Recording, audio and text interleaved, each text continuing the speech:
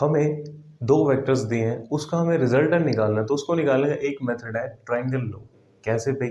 अगर हमारे पास है वेक्टर ए और एक हमारे पास वेक्टर है वेक्टर बी, तो भाई साहब ये हैं फ्री वेक्टर्स।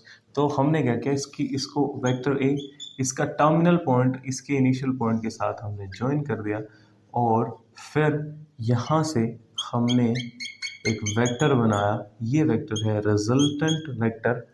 तो ये हमने क्या किया, ट्रायंगल कंप्लीट किया ना, तो इसको बोलते हैं triangle law. Vector A plus vector B is equal to R vector. यहाँ से हमने स्टार्ट किया, हम पहले ए गए फिर हम बी गए, पहुंचे कहाँ पे, यहाँ पे। या तो डायरेक्ट हम यहाँ से यहाँ चले जाए, बात तो दोनों सेम ही है ना। तो ये हो जाएगा vector A plus vector B is equal to vector R. अब ट्रायंगल लॉ को यूज कैसे करते हैं, देखो बहुत सिंपल सी चीज है। हमारे पास हमने एक ट्रायंगल बना दिया, सपोज ये तीन वेक्टर्स हैं और हमने उसका एक ट्रायंगल बना दिया।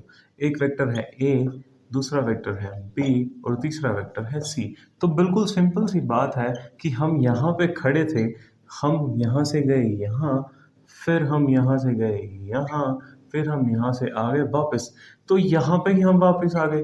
तो क्या हुआ, vector A plus vector B plus vector C is equal to zero vector. तो ये वाली चीज हर जगह काम करती है। कैसे? सपोज एक सिक्स साइडेड फिगर है, वहां हेक्सागन टाइप बना हुआ है कुछ, और उसमें कुछ वेक्टर्स हैं। वेक्टर ए है यहाँ पे वेक्टर बी है, यहाँ पे सी है, यहाँ पे डी है, यहाँ पे ई है, यहाँ पे एफ है। तो यहाँ से स्टार्ट हुए वापिस यहीं पे आ गए। तो हमने क्या बोला कि हम ए से स्टार्ट हुए, फिर उसका टर्मिनल पॉइंट बी के इनिशियल पॉइंट, डायरेक्शन के हिसाब से चलना, उल्टा पुल्टा मत कर देना।